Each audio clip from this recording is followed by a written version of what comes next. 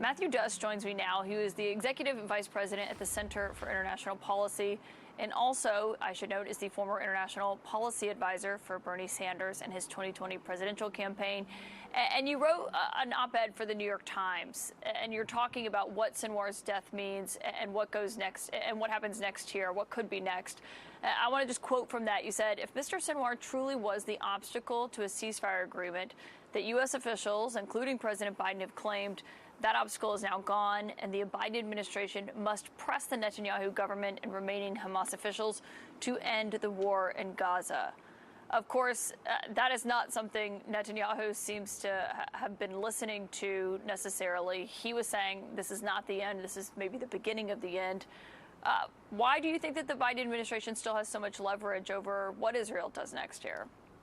Well, I think the Biden administration, the United States, has leverage it's not choosing to use. We provide an enormous amount of ammunition for a start, arms, bombs, all kinds of ammunition, intelligence support, and of course diplomatic support in multilateral fora like the United Nations.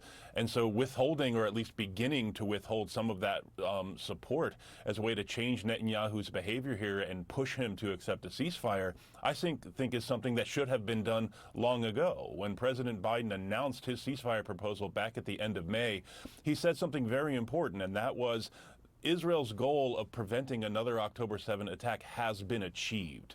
At that moment is when President Biden made a ceasefire proposal to end the war.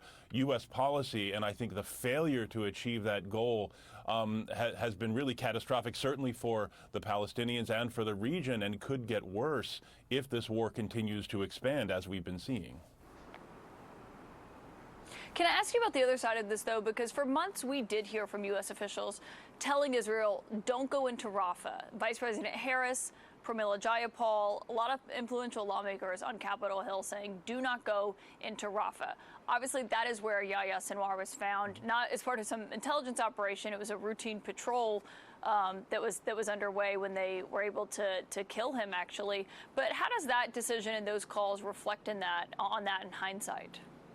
Well, I think it was the right call at the time. I mean, if we remember, the concern from U.S. officials and from members of Congress was that an operation in Rafah would have enormous civilian casualties. It would displace hundreds of thousands, if not millions more. And that is, in fact, what we saw. I think there were some efforts to kind of suggest that the operation that Israel eventually carried out in Rafah was somehow not as bad as people feared. But we actually heard from the former Gaza humanitarian envoy, David Satterfield, when that operation was ongoing, that the casualties and the destruction was as bad or worse than the Biden administration feared. So I think they were faced with the fact that Netanyahu once again rolled right over their red line, and they were forced to come up with a rationalization for it. But I think this problem goes back to the fact that they continue to say what they want, and Netanyahu then does whatever he wants, and there are no consequences. This is a problem of this relationship. The United States imposes zero costs on Netanyahu and on successive Israeli governments, not just over the past year, but over decades of this conflict. Israel enjoys complete impunity, and that is what I think part of what got us to this situation in the first place. Yeah, and I spoke to your former boss last week. He was saying that one area he would have liked to see Harris out on the campaign trail offer more of a difference from Biden on is how the handling of this Hamas war. She has not really broken from him on that. But the other question here, I was just talking to some hostage families down at Hostage Square. They gather every Saturday after Shabbat has ended.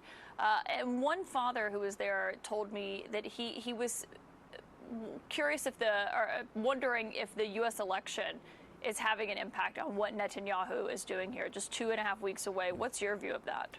I think very clearly Netanyahu would favor a Trump return to the White House. He understands he'll have even more freedom than he has right now, which his freedom right now, let's be clear, is pretty enormous from the Biden administration, unfortunately.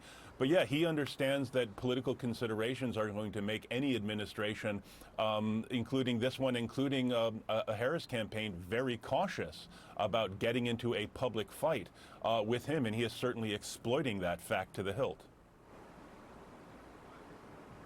Matthew Duss, thank you for joining us. Thank you for writing that, a very interesting piece.